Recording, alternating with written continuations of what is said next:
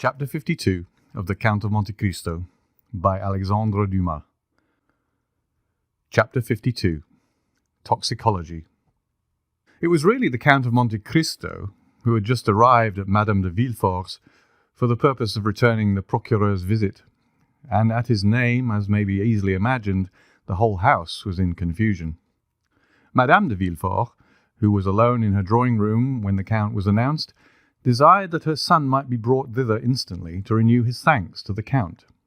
And Edward, who heard this great personage talked of for 2 whole days, made all possible haste to come to him, not from obedience to his mother, or out of any feeling of gratitude to the Count, but from sheer curiosity, and that some chance remark might give him the opportunity for making one of the impertinent speeches which made his mother say, "Oh, that naughty child, but I can't be severe with him. He is really so bright." After the usual civilities, the Count inquired after Monsieur de Villefort. "My husband dines with the Chancellor," replied the young lady. "He has just gone, and I am sure he'll be exceedingly sorry not to have had the pleasure of seeing you before he went." 2 visitors, who were there when the Count arrived, having gazed at him with all their eyes, retired after that reasonable delay which politeness admits and curiosity requires. "What is your sister Valentine doing?"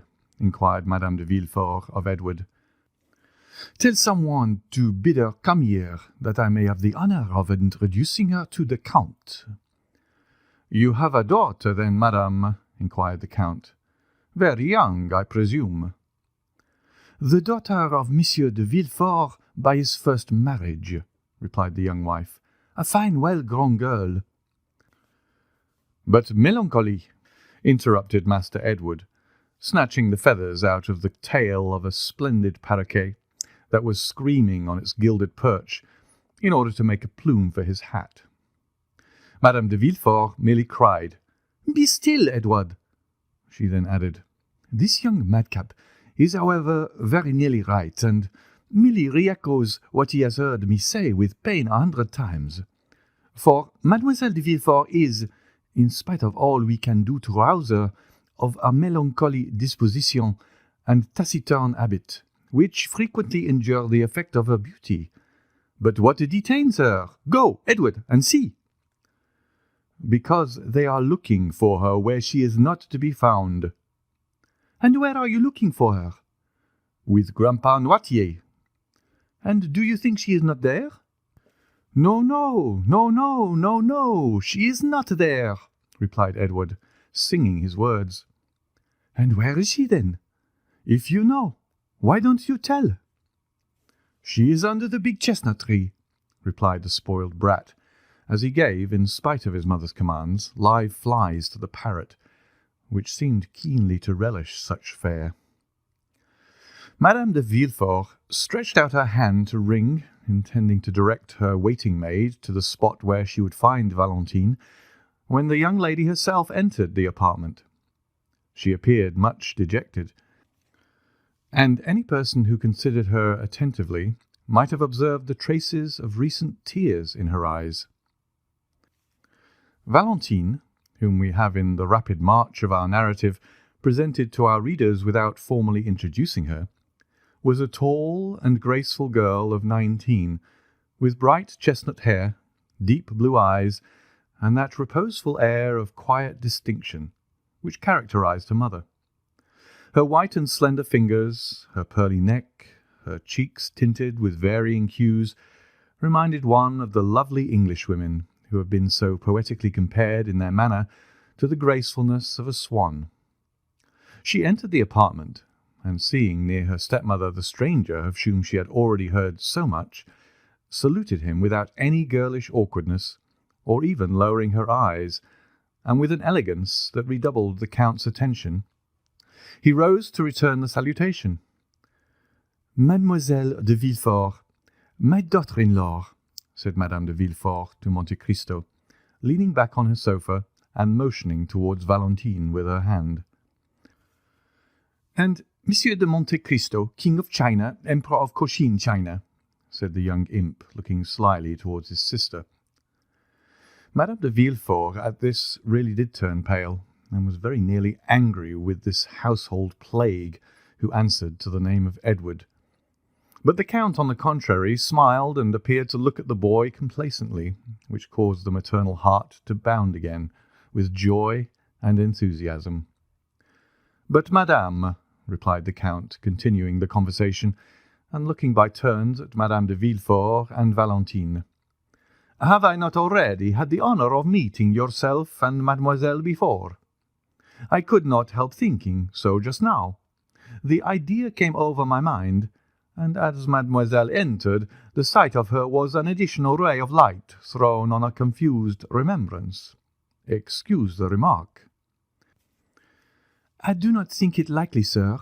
Mademoiselle de Villefort is not very fond of society, and we very seldom go out," said the young lady. "Then it was not in society that I met with mademoiselle or yourself, madame, or this charming little merry boy. Besides, the Parisian world is entirely unknown to me, for, as I believe I told you, I have been in Paris for very few days. No, but perhaps you will permit me to call to mind— Stay." The Count placed his hand on his brow as if to collect his thoughts.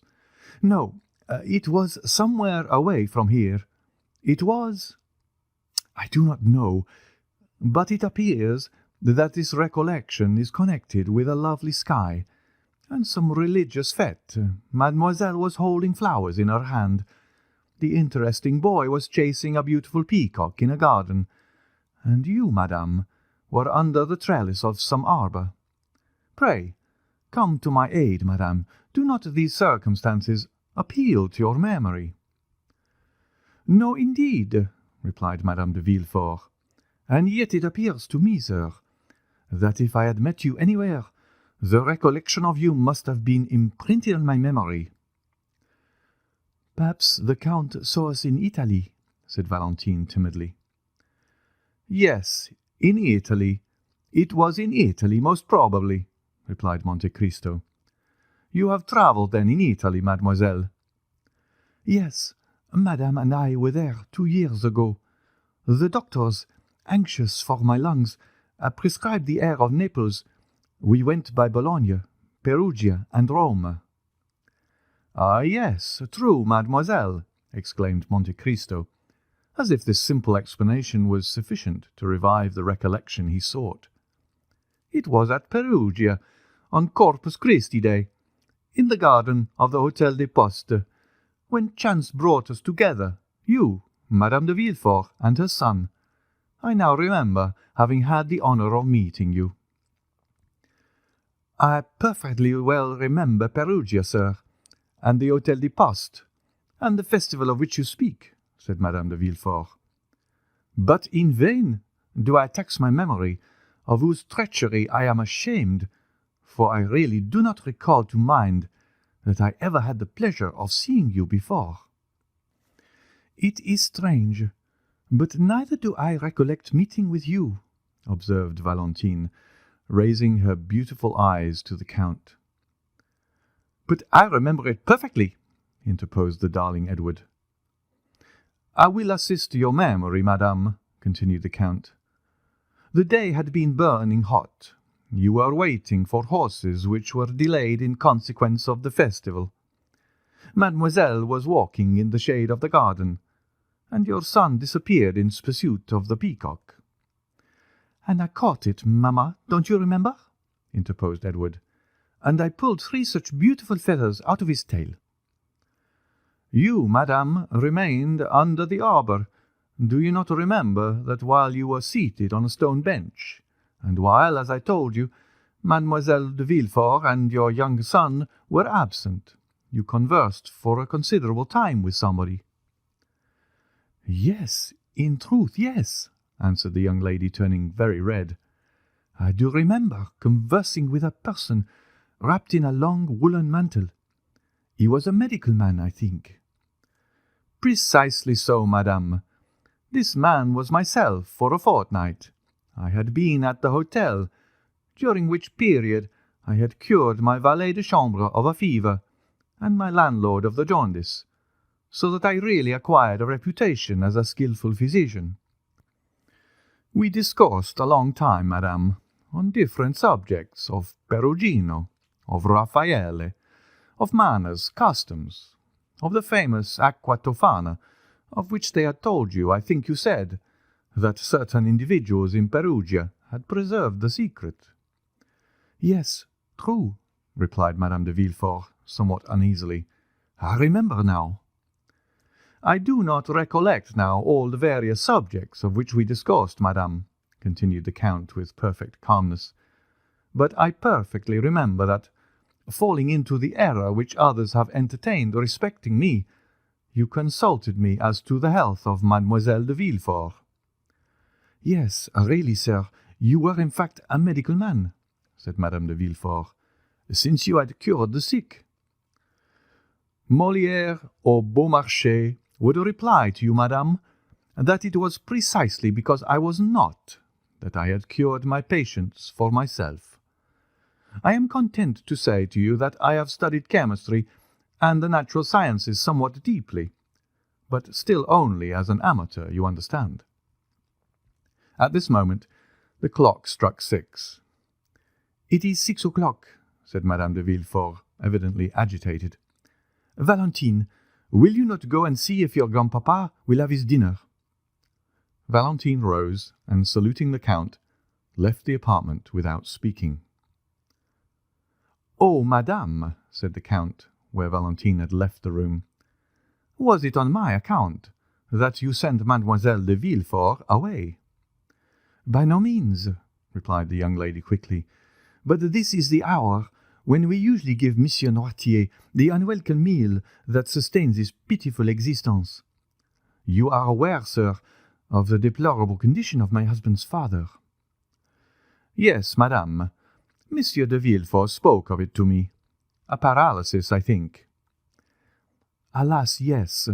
The poor old gentleman is entirely helpless. The mind alone is still active in this human machine, and that is faint and flickering, like the light of a lamp about to expire. But excuse me, sir, for talking of our domestic misfortunes.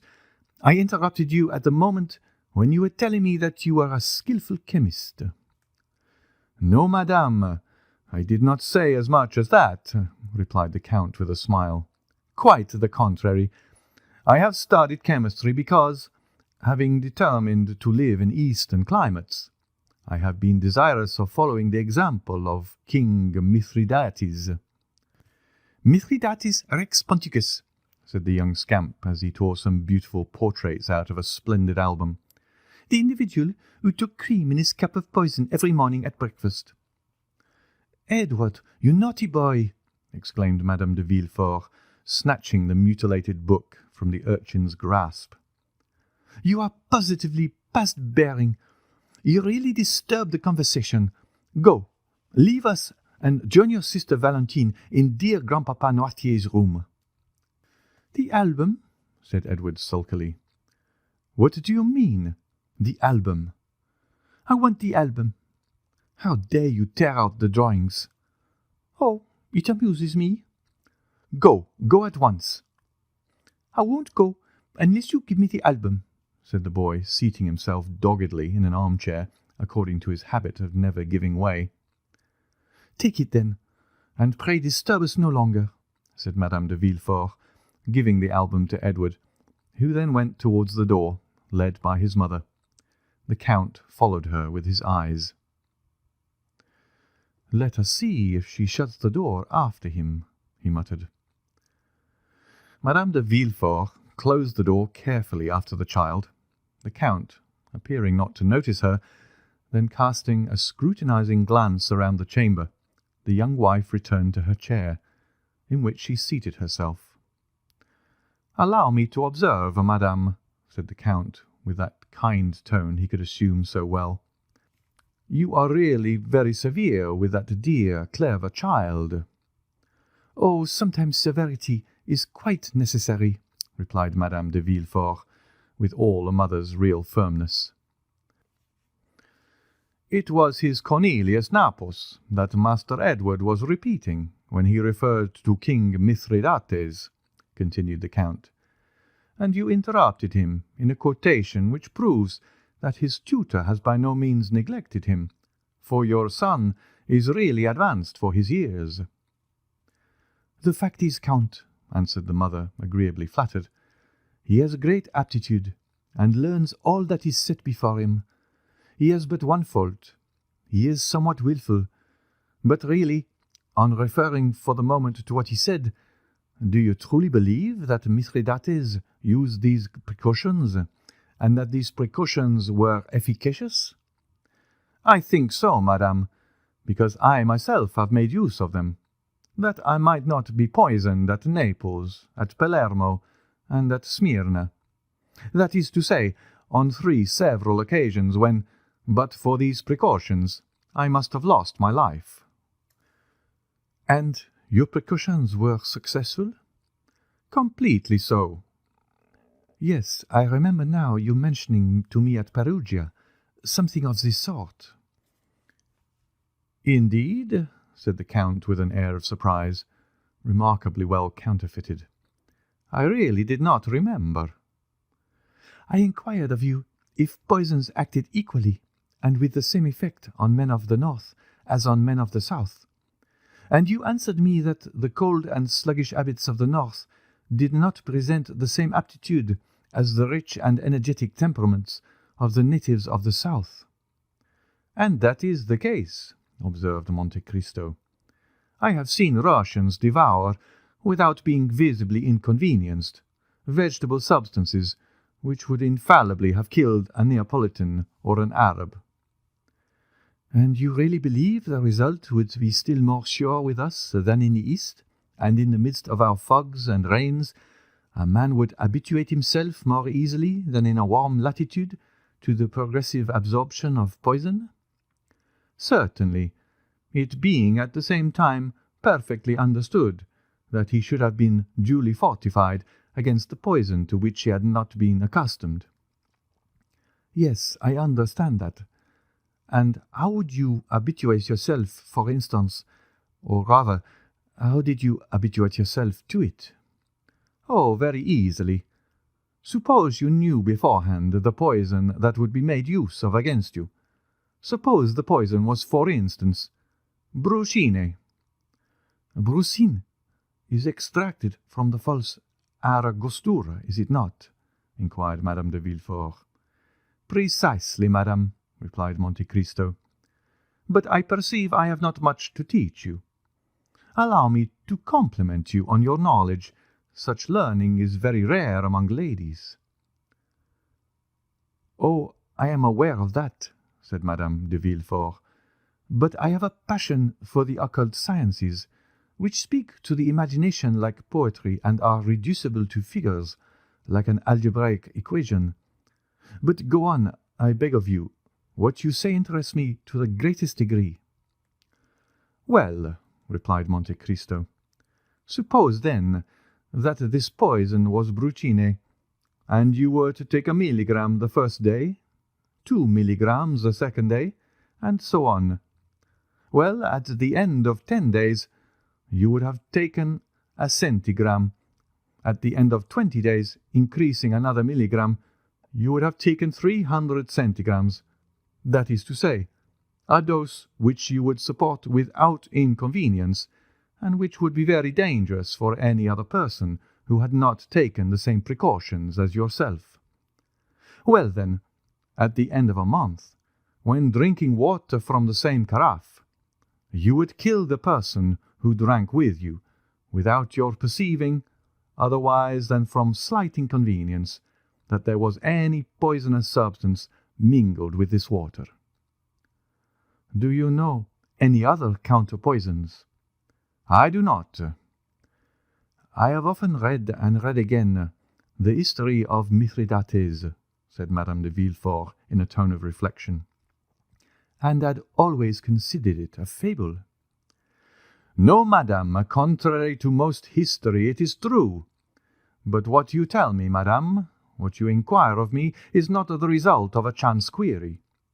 For 2 years ago, you asked me the same questions, and said then that for a very long time this history of Mithridates had occupied your mind.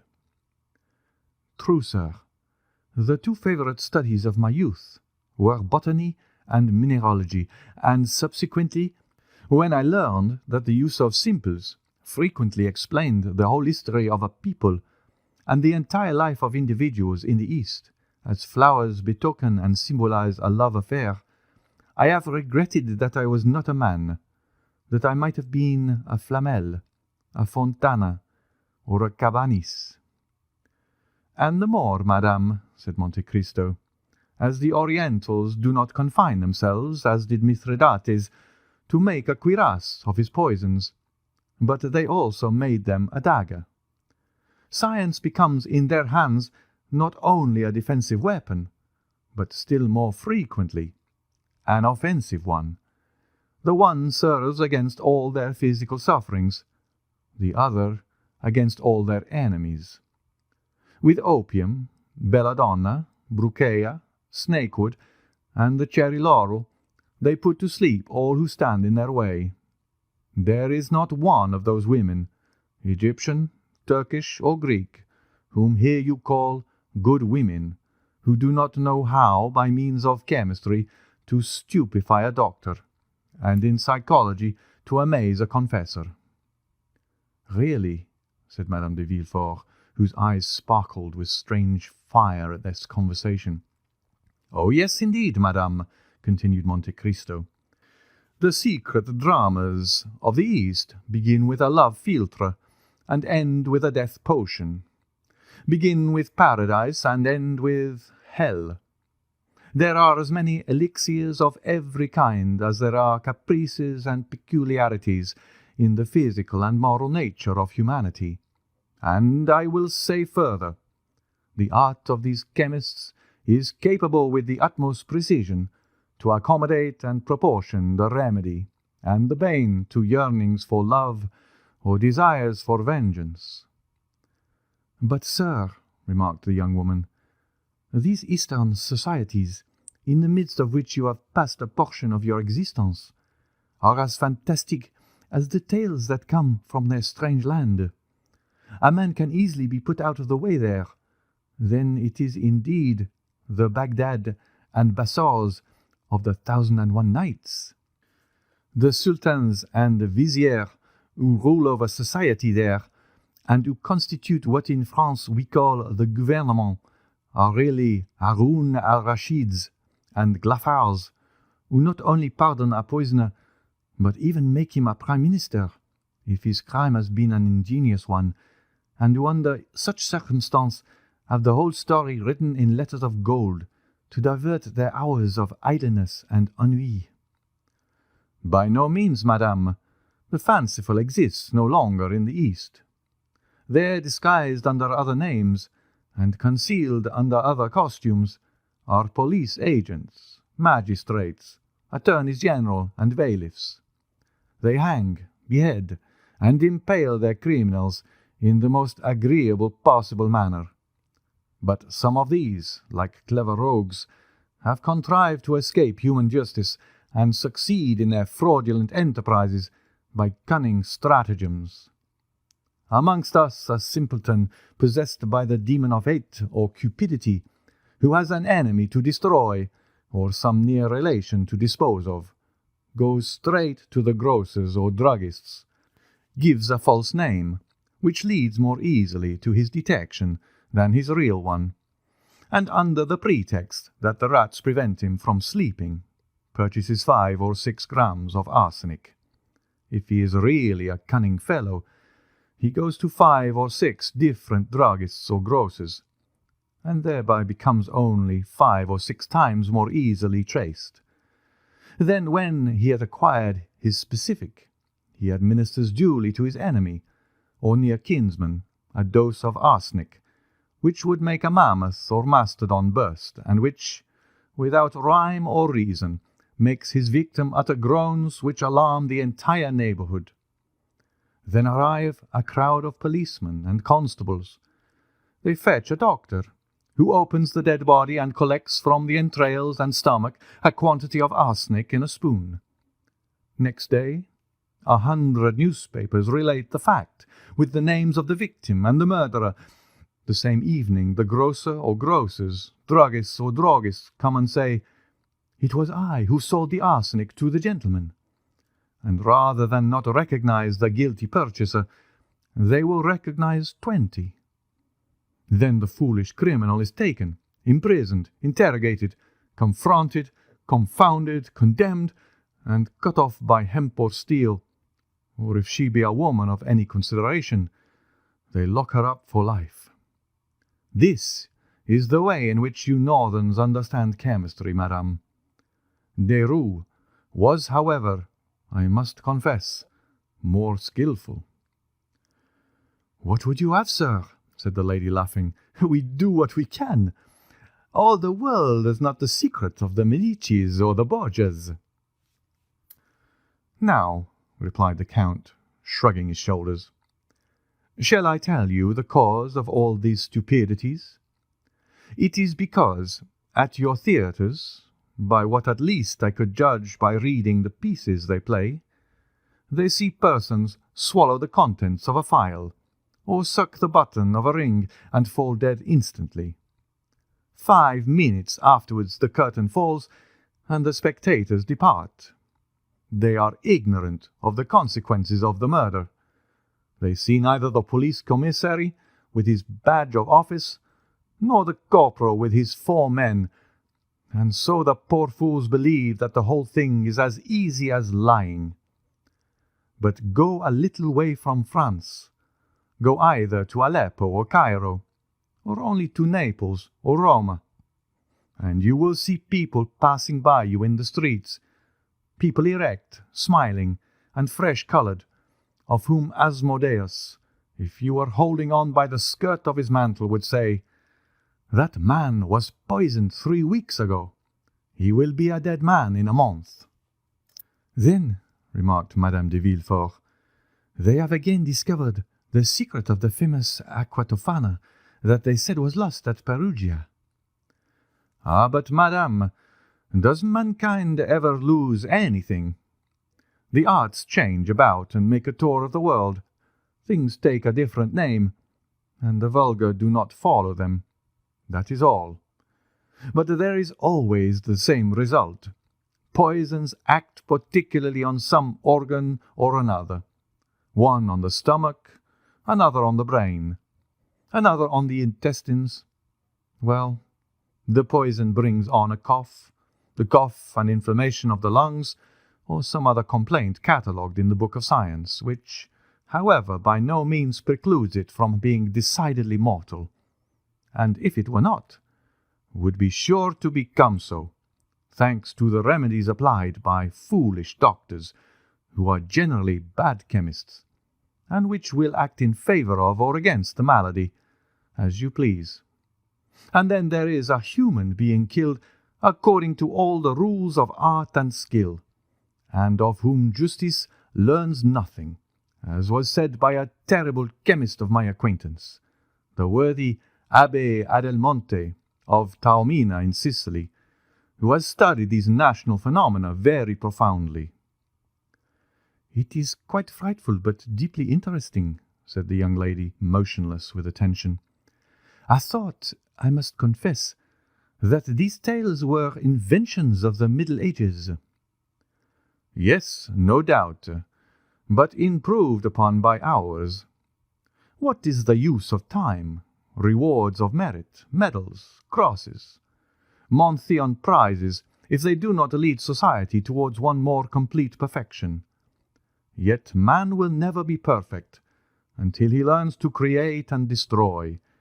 He does know how to destroy, and that is half the battle." "So," added Madame de Villefort, constantly returning to her object, "the poisons of the Borgias, the Medicis, the Rennes, the Ruggieris, and later probably that of Baron de Trenck, whose story has been so misused by modern drama and romance, were objects of art, madame, and nothing more," replied the Count. "Do you suppose that the real savant addresses himself stupidly to the mere individual? By no means. Science loves eccentricities, leaps and bounds, trials of strength, fancies, if I may be allowed so to term them. Thus, for instance, the excellent Abbé Adelmonte, of whom I spoke just now, made in this way some marvellous experiments. Really? Yes, I will mention one to you. He had a remarkably fine garden, full of vegetables, flowers, and fruit. From amongst these vegetables he selected the most simple, a cabbage, for instance. For 3 days he watered this cabbage with a distillation of arsenic. On the third, the cabbage began to droop and turn yellow. At that moment he cut it. In the eyes of everybody it seemed fit for table, and preserved its wholesome appearance. It was only poisoned to the Abbé Adelmonte. He then took the cabbage to the room where he had rabbits, for the Abbé Adelmonte had a collection of rabbits, cats, and guinea pigs, fully as fine as his collection of vegetables, flowers, and fruit. Well, the Abbé Adelmonte took a rabbit, and made it eat a leaf of the cabbage. The rabbit died. What magistrate would find or even venture to insinuate anything against this? What procureur has ever ventured to draw up an accusation against Monsieur Magendie or Monsieur Flourens in consequence of the rabbits, cats, and guinea pigs they have killed? Not one. So then, the rabbit dies, and justice takes no notice. This rabbit dead, the Abbé Adelmonte has its entrails taken out by his cook and thrown on the dunghill. On this dunghill is a hen, who, pecking these intestines, is in her turn taken ill, and dies the next day. At the moment when she is struggling in the convulsions of death, a vulture is flying by. There are a good many vultures in Adelmonte's country. This bird darts on the dead fowl, and carries it away to a rock, where it dines off its prey. 3 days afterwards, this poor vulture, which has been very much indisposed since that dinner, suddenly feels very giddy while flying aloft in the clouds, and falls heavily into a fish-pond. The pike, eels, and carp eat greedily always, as everybody knows. Well, they feast on the vulture. Now suppose that next day one of these eels, or pike, or carp, poisoned at the 4th remove, is served up at your table. Well then, your guest will be poisoned at the 5th remove, and die at the end of 8 or 10 days of pains in the intestines, sickness, or abscesses of the pylorus. The doctors open the body, and say with an air of profound learning, "The subject has died of a tumour on the liver, or of typhoid fever."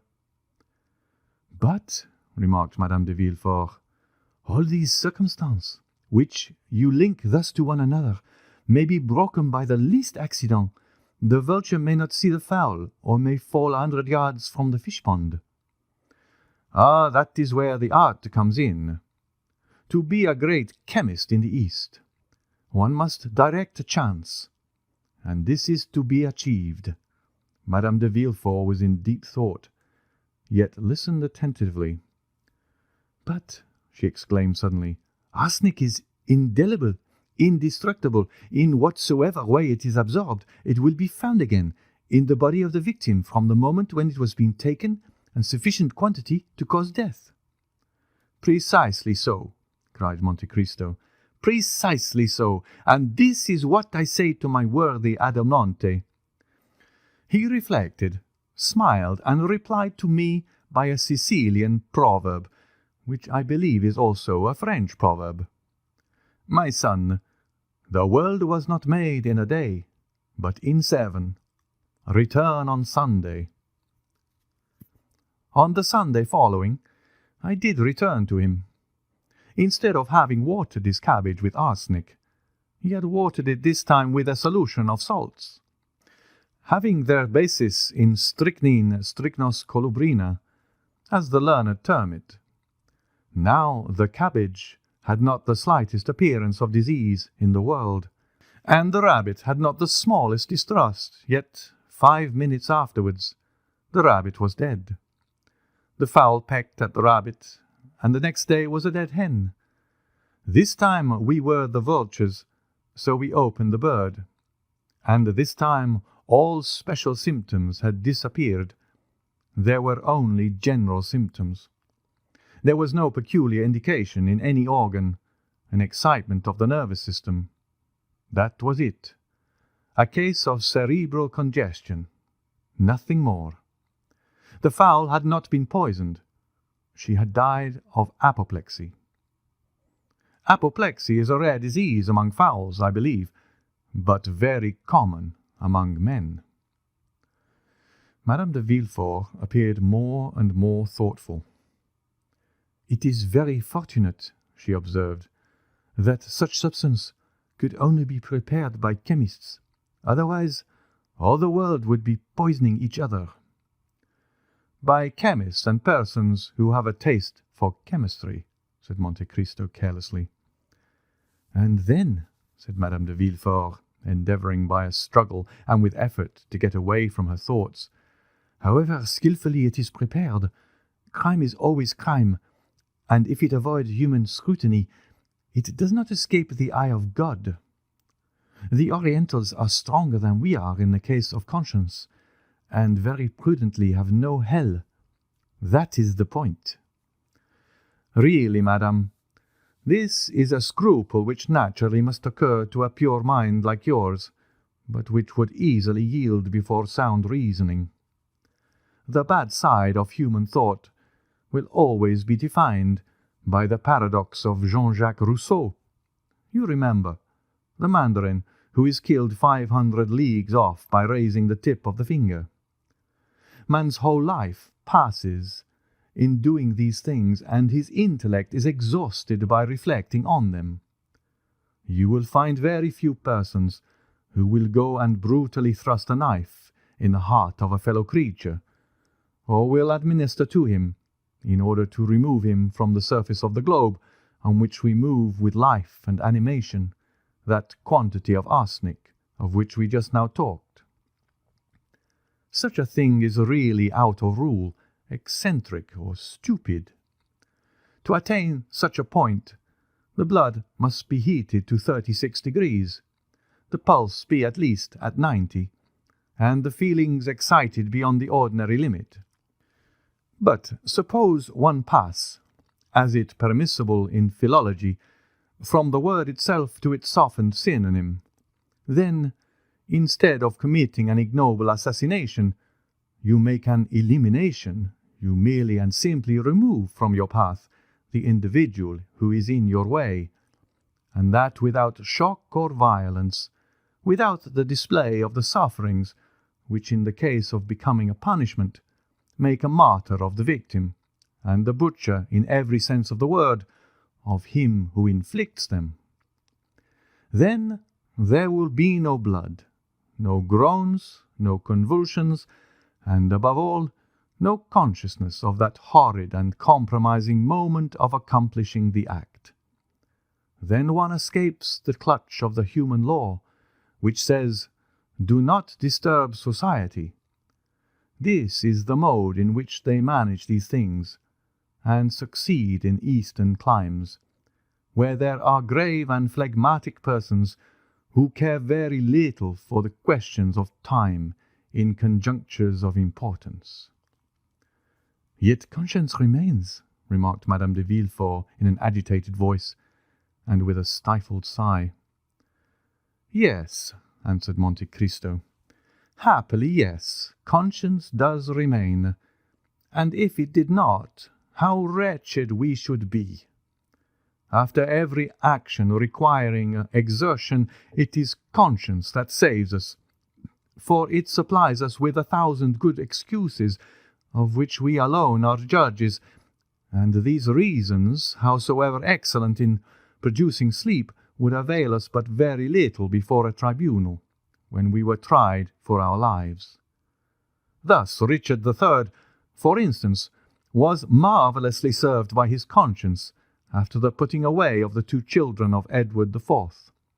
In fact, he could say, "These 2 children of a cruel and persecuting king, who have inherited the vices of their father, which I alone could perceive in their juvenile propensities. These 2 children are impediments in my way of promoting the happiness of the English people, whose unhappiness they, the children, would infallibly have caused." Thus was Lady Macbeth served by her conscience, when she sought to give her son, and not her husband, whatever Shakespeare may say, a throne.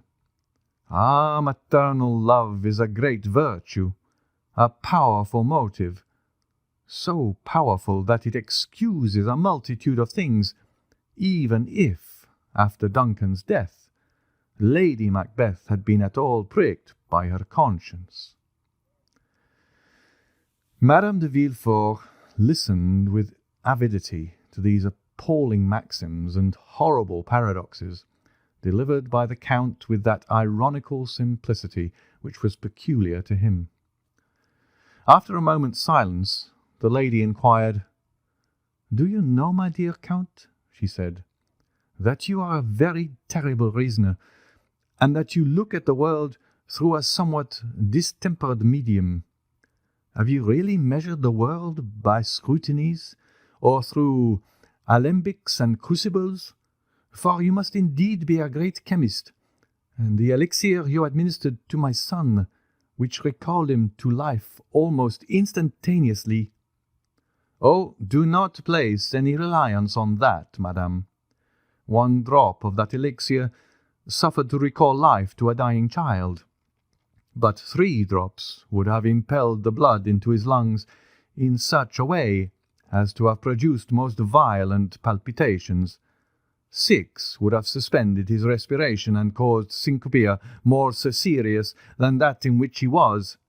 10 would have destroyed him. You know, madam, how suddenly I snatched him from those phials which he so imprudently touched." "Is it then so terrible a poison?" "Oh, no. In the first place, let us agree that the word poison does not exist, because in medicine use is made of the most violent poisons, which become, according as they are employed, most salutary remedies." "What then is it?" "A skilful preparation of my friends the worthy Abbé Adelmonte, who taught me the use of it." "Oh," observed Madame de Villefort, "it must be an admirable antispasmodic."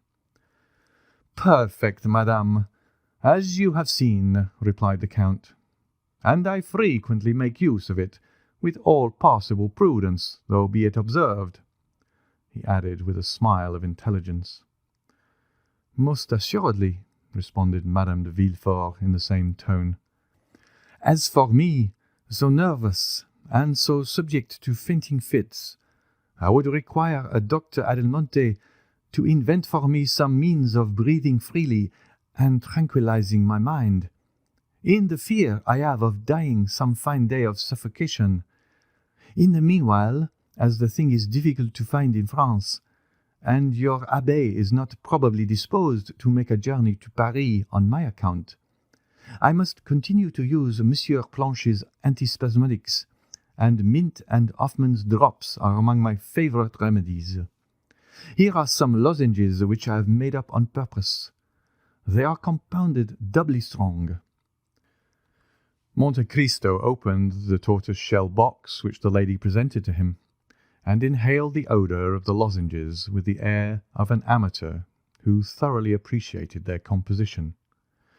"They are indeed exquisite," he said, "but as they are necessarily submitted to the process of deglutition, a function which is frequently impossible for a fainting person to accomplish, I prefer my own specific."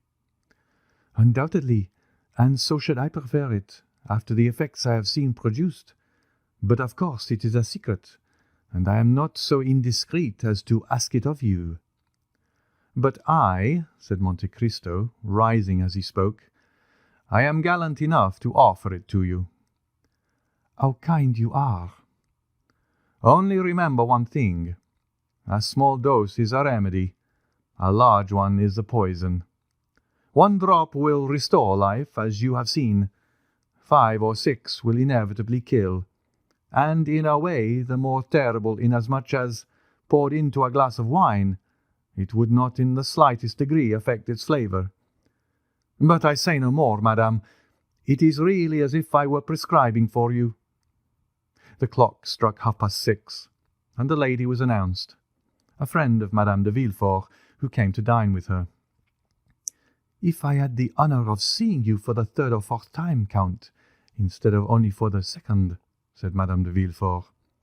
If I had had the honour of being your friend, instead of only having the happiness of being under an obligation to you, I should insist on detaining you to dinner, and not allow myself to be daunted by a first refusal.